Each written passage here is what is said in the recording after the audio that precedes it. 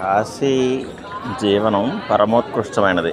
అందుకే కాశీవాసుల్లో రకరకాల జనాలున్నా వారిని ఎప్పుడూ ఏమీ అనకూడదు అని చెప్పేసి శాస్త్రం చెప్పింది.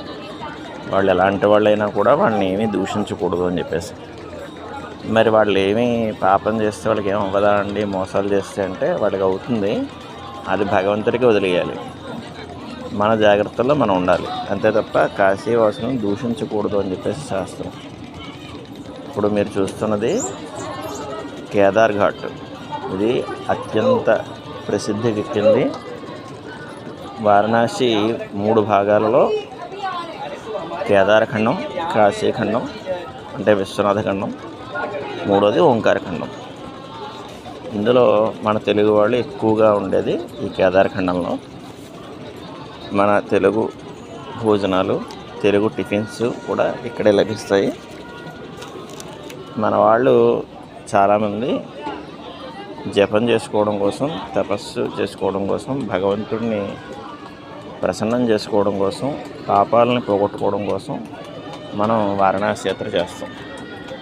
అయితే వారణాసిలో ఓపిక ఉండగానే రావాలి.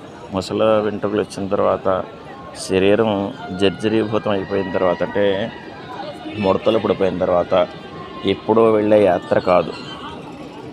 ఇక్కడ ఆటో రిక్షాలు అనేవి మెయిన్ రోడ్లోనే తిరుగుతాయి. మిగిలినవన్నీ కూడా నడకదారుల్లో వెళ్ళాలి. విశ్వనాథ ఆలయానికి వెళ్ళాలన్నా, అన్నపూర్ణ విశాలాక్షికి వెళ్ళాలన్నా ఇవన్నీ కూడా నడిచే వెళ్ళాలి. అందుచేతని మీరు ఓపిక ఉండగా రావడానికి ప్రయత్నం చేయండి జీవితంలో. అలాగే వారణాసిలో ఇంకొక ముఖ్యమైన విషయం ఏంటంటే నడవడానికి ఓపిక కూడా ఉండాలి. అంచేత ఉపవాసాలు, తినకుండా దర్శనం చేసుకుంటాను ఇలాంటివి పెట్టుకోకండి. చక్కగా ఓపికగా ఉండి దర్శనం చేసుకోండి. అలా మీకు సెంటిమెంట్ ఉంటే ఉదయాన్నే 6 గంటలకు దర్శనానికి వెళ్ళాలి. కానీ 6 గంటలకి చాలా బిజీగా ఉంటుంది. అలాగే స్పర్శ దర్శనం 2:30, 3 గంటలకి తెల్లవారుజామున లైన్లో నించుంటే మీకు 4 to 5 గంటల లోపే స్పర్శ దర్శనం ఇస్తాడు. మిగిలిన దర్శనం అంతా కూడా బయట నుంచే చేసుకోవాల్సి వస్తుంది. అలాగే 7 గంటలకి సప్తఋషి హారతి ఉంటుంది, చాలా విశేషంగా ఉంటుంది.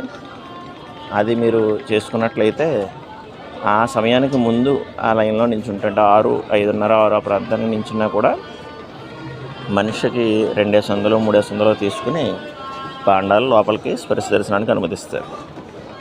ఈ విధంగా స్వామివారికి మనం స్పర్శ